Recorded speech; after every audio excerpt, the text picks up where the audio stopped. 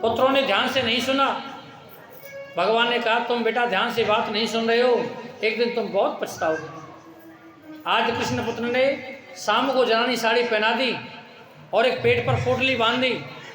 प्रवास क्षेत्र में बड़े बड़े संत विराजमान हैं कि विश्वामित्रो वसति कंठो दुर्वासा भृगुअंगिरा कश्यपो वामदेवी अत्र वसिष्ठो नारदया। विश्वामित्र, दुर्वासा, भृगु, अंगिरा, कश्यप, वामदेव, अत्रि, वशिष्ठ, बड़े बड़े संत विराजमान हैं। बड़े बड़े संत विराजमान हैं। उन संतों से जाकर के कहा, बोले महाराज ये नई बहू आई है और ये पूछना चाहती है कि इसके गर्भ से क्या होगा, बेटा होगा या बेटी होगी। सज्जनों, कभी संत ब्राह्मणों से खिलवाड़ नहीं करनी चाहिए। ब्राह्मण जात भला क्या लड़ना जाने हैं। कभी भी संत ब्राह्मण से खिलवाड़ नहीं करनी चाहिए। दवा से ज्यादा असर दुआ में होता है। और संत ब्राह्मण अगर क्रोधित हो जाए, श्राप दे दी या बद दुआ दे दी तो उसका कोई भला नहीं कर सकता है। संतों ने ध्यान लगा करके देखा और कहा, अरे दुष्टो, कृष्ण पुत्र को जनानी साड़ी पहना दी है, जाओ इसके गर्भ से लोहे का मूसल होगा जो कि तुम्हारे वंश को नष्ट कर देगा। कृष्ण पुत्र घबरा गए। पोटली को खोल करके देखा तो लोहे का मूसल निकला। घिस करके समुद्र में फेंक दिया। अंत में एक कील बची, उसको भी समुद्र में फेंक दिया। उस कील को एक मछली ने निगल लिया। मछुआरे ने आकर के मछली को पकड़ लिया। मछली का जब भेदन किया तो कील निकली। उस कील को एक बहेलिया ने अपने तीर पर लगा लिया। अब तो कोई भी संत द्वारका में नहीं आता है। जिसने से संतों का अपराध किया उसे से कोई भी संत द्वारका में नहीं आता है। बसदेव जी ने नारद जी से पूछा कि मेरा मार्ग बताओ, ये भागवत धर्म क्या है। नारद जी ने कहा, यही प्रश्न राजा जनक ने नव योगेश्वरों से किया था। आत्मा के कल्याण के लिए जो सबसे पहला उपदेश दिया है उसे हम भागवत कहते हैं। इसकी 3 धाराएं हैं, विश्वास, संबंध, समर्पण। भगवान के ऊपर विश्वास होना चाहिए। दूसरी धारा है कि उसे संबंध बना लो। तीसरी धारा है समर्पण। सुबह से शाम तक जो भी करो अंत में भगवान के चरणों में अर्पण कर दो और कहो, हे प्रभु, सुबह से शाम तक हमने जो भी किया वो आपके चरणों में अर्पण कर रहे हैं। जो भी पाप पुण्य हमसे हुआ वो आपके चरणों में अर्पण। अब हम आपकी गोद में सिर रख करके सोना चाहते हैं। उसके बाद देखो कितनी अच्छी नींद आती है। भगवान कहते हैं जीवन में शरीर से सब कुछ करो, अंत में भगवान को अर्पण कर दो। कि सच्चा त्याग कबीर का जो मन से दिया उतार, जिसका मन मैला हुआ वो डूब गया मझधार। भगवान के दरबार में आकर के भी मन में दम रह जाए तो वो भवसागर में डूब जाता है। भगवान ने कहा, उद्धव, यदु महाराज के गुरु हुए दत्तात्रेय और दत्तात्रेय ने 24 गुरु बनाए। पहला गुरु उन्होंने पृथ्वी को बनाया और पृथ्वी से सीखा। पृथ्वी से सीखा कि पृथ्वी पर कौन कौन सा उत्पाद नहीं होता है, लेकिन पृथ्वी इतनी सहनशील है कि सब कुछ सहती है। ऐसे संतों को सहनशील होना चाहिए। अगला गुरु उन्होंने वायु को बनाया और वायु से सीखा कि हवा चलती तो है लेकिन दिखाई नहीं देती है। आज तक किसी ने यह नहीं बताया कि हवा का रंग कैसा है, लाल है, पीली है, काली है, नीली है, कैसी है। ऐसे मेरे प्रभु का नहीं पता। अगला गुरु उन्होंने आकाश को बनाया और आकाश से सीखा कि आकाश में अनेक पशु पक्षी आन उड़ते हैं, अनेकों पक्षी आन उड़ते हैं, लेकिन आज तक किसी ने यह नहीं बताया कि आकाश कितना लंबा है और कितना चौड़ा है। ऐसे मेरे प्रभु का आकार का कोई पता नहीं है। अगला गुरु उन्होंने जल को बनाया और जल से सीखा कि जल को कितना भी उबाल दो अंत में ठंडा हो जाता है। ऐसे ही संतों को हमेशा सहनशील होना चाहिए कि ऐसी वाणी बोलिए मन का पाको और अनेकों शीतल करे तो आप शीतल हो। शब्द ऐसे बोलने चाहिए जो सामने वाले को अच्छे लगे, ऐसे शब्द नहीं बोले जो सामने वाले के दिल में चुभ जाए। अगला गुरु ने अग्नि को बनाया और अग्नि से सीखा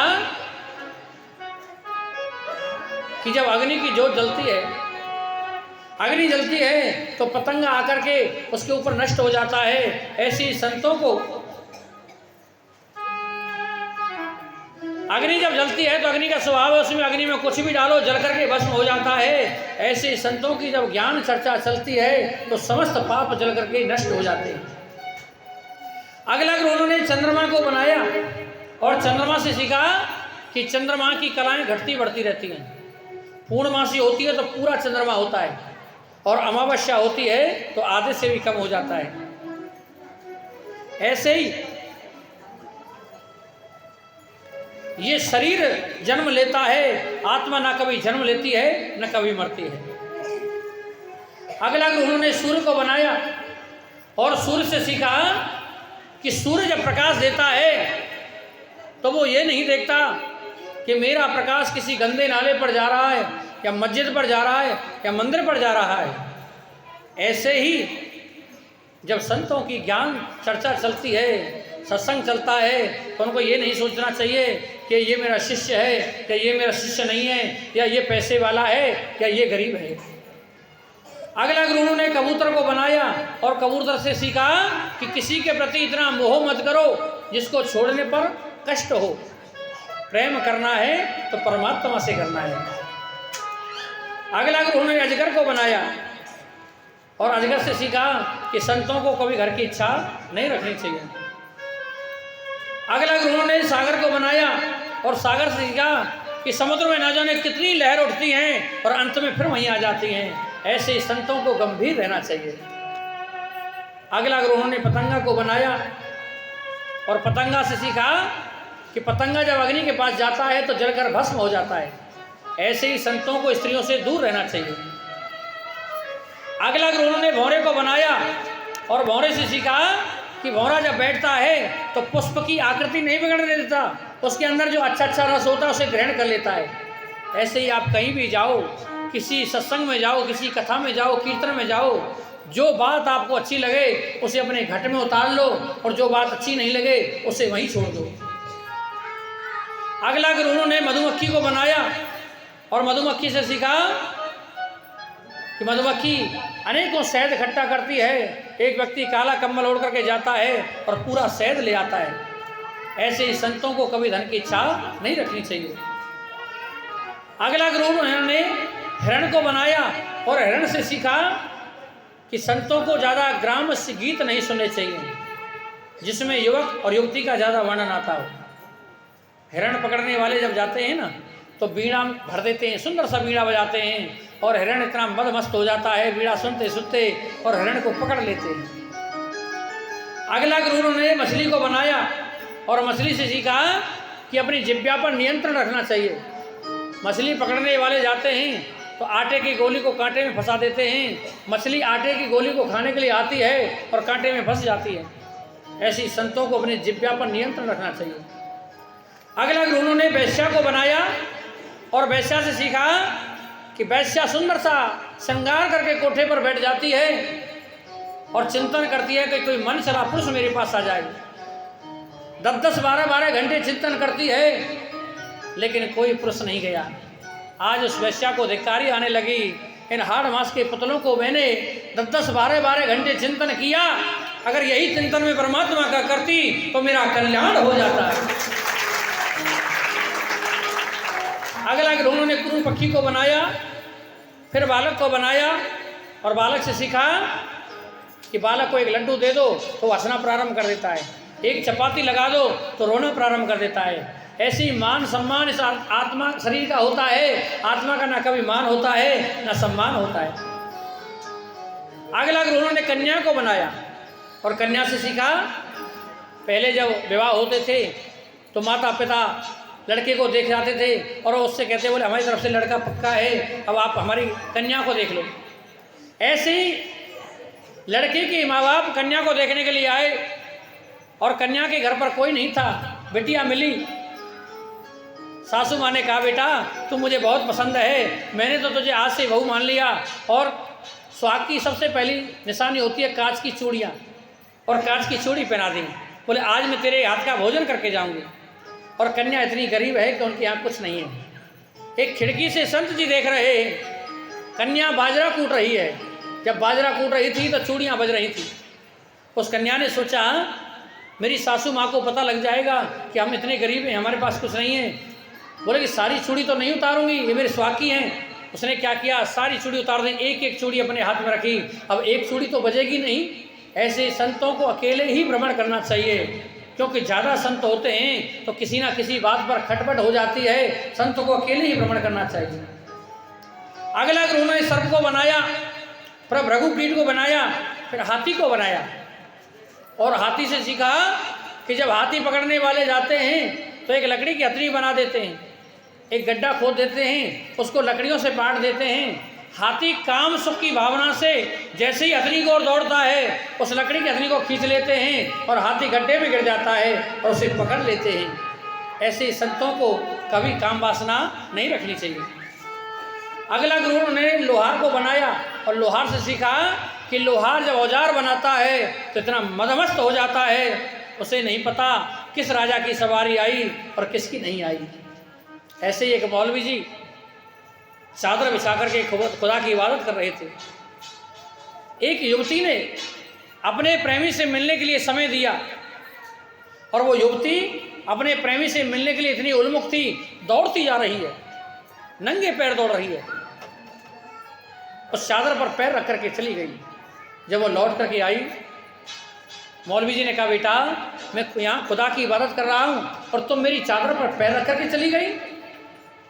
कन्या ने कहा बाबा मैं अपने प्रेमी को मिलने के लिए समय दिया था और मैं अपने प्रेमी से मिलने के लिए इतनी उन्मुख थी, मुझे नहीं पता कि आपकी चादर बिछी हुई है। मौलवी जी ने कहा बेटा जब मैं यहाँ खुदा की इबादत कर रहा हूँ तुम मेरी चादर पर पैर रख के चली गई, ऐसा क्यों? सज्जनों, उस कन्या ने कितना सुंदर जवाब दिया और कहा बाबा मैं तो अपने प्रेमी से मिलने के लिए इतनी उन्मुख थी, मुझे नहीं पता कि रास्ते में पत्थर पड़े हैं, कांटे पड़े हैं, तुम्हारी चादर पड़ी है और तुम कैसी खुदा की इबादत कर रहे थे, तुम्हें ये कैसे पता है कि मेरा पैर चादर पर पड़ा है। मौलवी जी की आंखें खुल गई। बेटा ठीक कहते हो, जब भजन करो तो तन्मय हो जाओ, ये मत देखो कौन आ रहा है कौन जा रहा है। अंतिम गुरु उन्होंने अपने शरीर को बनाया और शरीर से सीखा कि जो शरीर सुबह 6 बजे होता है वो 9 बजे नहीं होता है, जो 9 बजे होता है वो 12 बजे नहीं होता, जो 12 बजे होता है वो शाम को 3 बजे नहीं होता, और जो शाम को 3 बजे होता है वो शाम को 6 बजे नहीं होता। शरीर थकता जाता है। दत्तात्रेय के चरणों में यदु महाराज बार बार प्रणाम करके चले जाते हैं। सुखदेव स्वामी कहते हैं कि राजन एक दिन 99 लाख से ज़्यादा यदुवंशी आपस में लड़ करके मर रहे थे, केवल 4-5 यदुवंशी बचे। बलराम जी ने कहा प्रभु मेरा कार्य पूर्ण हुआ, अब मुझे आज्ञा दो। बलराम जी शेषनाग का अवतार रूप धारण करके क्षीर सागर में चले जाते हैं। मेरा कन्हैया एक पेड़ के नीचे बैठा हुआ, एक पैर पर पैर रख रखा है और वही बहेली आता है जिसने वो कील अपने तीर पर लगाई थी, उसने तीर छोड़ दिया और भगवान के चरणों में आकर के लगा। रक्त धार निकलना प्रारंभ हो गई। बहेलिया घबरा गया। बहेलिया ने कहा प्रभु क्षमा करना चाहो तो क्षमा कर दो और दंड देना चाहो तो दंड दे दो। कुछ संत कहते हैं कि वो बहेलिया बाली था जिसने अपना यहाँ बदला लिया है भगवान से। अर्जुन आ गया। अर्जुन ने कहा प्रभु जिसने भी अपराध किया मैं उसे छोड़ूंगा नहीं, मार डालूंगा, मैं उसे मार डालूंगा। भगवान ने कहा अर्जुन मेरी कुछ ऐसी इच्छा थी, तुम एक काम करो हमारी पत्नियों को लेकर के वृंदावन चले जाओ। अर्जुन कृष्ण पत्नियों को लेकर के वृंदावन जा रहे थे। रास्ते में भगवान ने भील बन करके अर्जुन को लूट लिया, अपनी पत्नियों को छुड़ा लिया। आज अर्जुन को भी एहसास हो गया मैं बहुत बड़ा गांडीवधारी बनता था, आज मेरे साथ कन्हैया नहीं है तो मुझे भीलों ने लूट लिया। मेरा आपकी कृपा से सब काम हो रहा है। और करते थे कन्हैया नाम मेरा हो रहा है। भगवान ने 4-5 यदुवंशी बचे, उनसे कहा तुम द्वारका छोड़ दो, मथुरा चले जाओ, ये अब द्वारका समुद्र में डूब जाएगी। उद्धव जी से कहा तुम बद्रीनाथ धाम चले जाओ। भगवान ने सबको भेज दिया, अंत में अकेले रह जाते हैं। आकाश में समस्त देवता टकटकी लगा करके देख रहे हैं अब क्या होगा।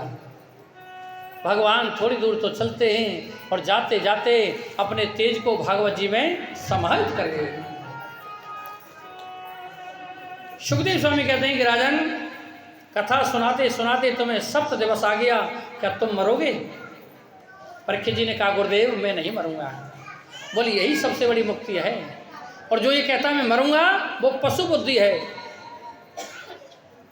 सुखदेव जी बोले राजन अब हम जाएंगे, अब तुम हमारा पूजन करो। आज परीक्षित जी महाराज सुखदेव जी